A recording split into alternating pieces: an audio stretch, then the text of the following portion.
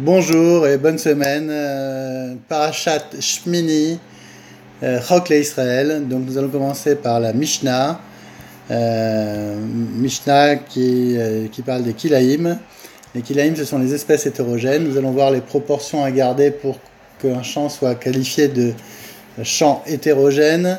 L'espace qu'il faut garder entre chaque espèce pour ne pas qu'elle soit constituée comme un mélange. Voilà, donc on va voir tous ces dînes-là et tout en fonction des différentes espèces. Alors, première Mishnah. Kol sea sheyesh ba rovea memin acher imaet. Donc on voit que toute espèce qui a une proportion de 1 CELA sur 24, de 1 CA sur 24, donc ça veut dire une proportion de 1/24e, donc il faut, Tanakama nous dit, il faut enlever la proportion de 1/24e de l'espèce minoritaire pour que ça puisse être un champ qualifié de non hétérogène. Rabbi Yossi Omer, Ivor, non, Rabbi Yossi est beaucoup plus strict, il a dit il faut déraciner. Ben mimin echad ben mishne minim, Rabbi Shimon Omer, lo amou ela mimin echad. S'il y a deux espèces avec une troisième espèce, on va voir si les deux espèces qui sont minoritaires s'associent pour passer un stade hétérogène, donc si elles sont suffisamment importantes. Donc, Chachamim Amrim, Kol Sheutilaim, BCA, Mistarer, Flarovea. On voit que les Chachamim sont très stricts, et chaque fois qu'il y a les deux espèces avec une troisième, ces deux espèces ensemble sont en densité supérieure à 24%, à 1/24e, pardon, alors là, il va falloir, c'est mistaref, ça va constituer, les deux espèces ensemble vont constituer une espèce, et ça va être mistaref, ça va s'assembler pour faire un mélange hétérogène, donc il va falloir déraciner, même s'il y a moins qu'un 1/24e pour l'une, et moins qu'un 24e pour l'autre, les deux s'associent pour former plus qu'un 24e. Mishnah bet, ba me devarim omrim, tevoa, Betvua, kitnit, bekitnit, tevua, bekitnit, kitnit, betvua. Alors, donc de quoi parle-t-on quand on parle d'espèces hétérogènes? On parle donc de céréales dans des légumes secs ou des céréales avec des légumes secs ou vice-versa. Donc les proportions qu'on a indiquées sont valables seulement pour les céréales et légumes secs, mais pas pour les semences de jardin. C'est des choses qui doivent être mangeables. Et comme les semences de jardin sont non comestibles. Bemetamu, zreonegina, shenan nechalin, mistafin echad, me esrim verba, beneful, benofel, les betsea. Donc, par contre, ils sont mistaref.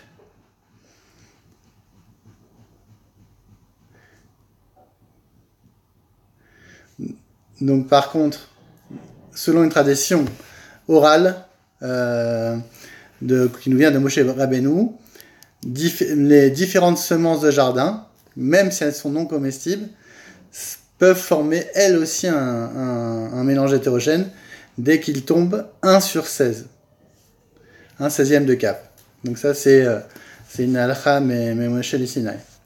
Alors, donc, Keshem Shamo Leachmir, Kachamo laquelle. Il y a aussi une koula quand c'est des grosses graines, comme le pishtan, ou bedvoa, mistarfet, echad me esrim verba, benofel et betsea. Donc on voit qu'il y a aussi lieu de leakel, donc d'être moins sévère, d'être moins indulgent, par exemple pour le lin dont les grains sont plus gros que ceux du blé. En l'occurrence, la proportion nécessaire pour former un mélange hétérogène sera de 3/4 de cave contre un CA de blé. Donc moins que 1/24e. Donc on sera plus mekil. Aïta Sadeu Zeroa Chitim. Benimlach, l'Isra, Seorin. Yamtin Lo Hach Tatlia. Alors, donc, celui qui avait prévu de semer des chitim, et puis il regrette, donc il a semé son blé, et puis il regrette, il veut semer de l'orge, il doit attendre 3 jours pour que ça pourrisse, et après, va y offrir, et il va déraciner vers Harkar Isra, et après il pourra, à ce moment-là, planter les nouvelles semences. Im Smecha, Lo Yomer Azra vers Harkar offert. Si ça a déjà poussé, il ne va pas dire je vais semer et puis après j'enlèverai. Non, d'abord il enlève et l'a offert vers Harkar Zorea.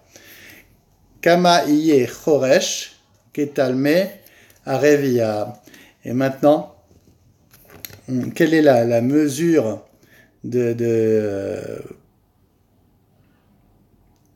alors, ketalme arevia, avashalomer, kede shelo Ishae Rova les Betsea. Donc, de quelle manière doit-on enlever On doit y creuser des larchillons comme après une pluie.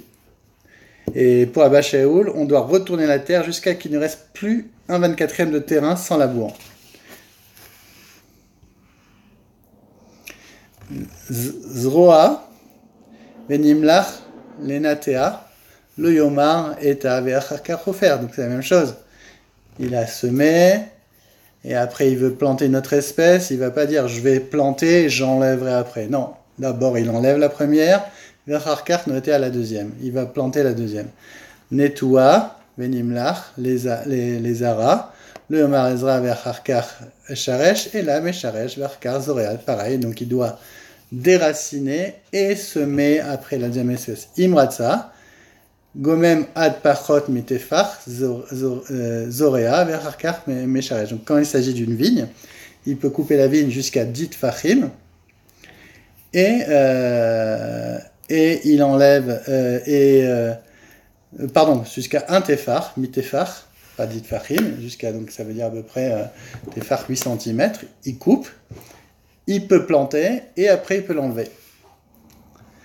Aïta Sadeu Zorea Kanbus au Louf. Donc il avait son champ qui était planté de chanvre ou de haroum, c'est une sorte de petit oignon.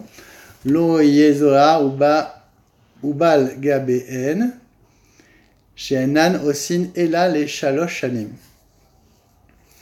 Donc il n'a pas le droit de semer. Il n'est pas obligé d'arracher.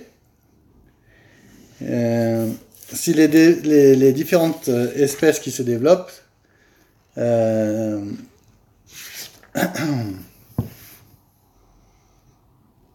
là les chanim.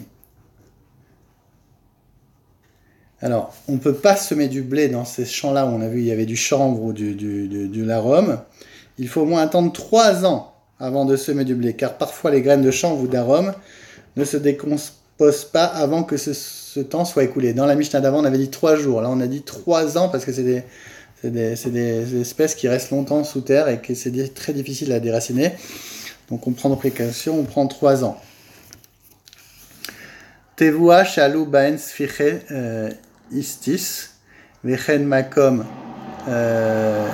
agranot shalou baen minim arbe vechen tiltan shalemin smechim en mechayvin oto le nakesh im nakesh o kisach omrimlo akor et akol chutz memin echad. Donc quand il y a des espèces qui montent de même, ou alors des espèces qui ont poussé comme du tiltan, des trèfles, on ne l'oblige pas à les déraciner.